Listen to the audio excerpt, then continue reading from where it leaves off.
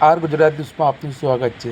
Sarkhej Juhapura road ઉપર આવેલી ગાંધી હોલની પાસે એક્સિડન્ટની ઘટના।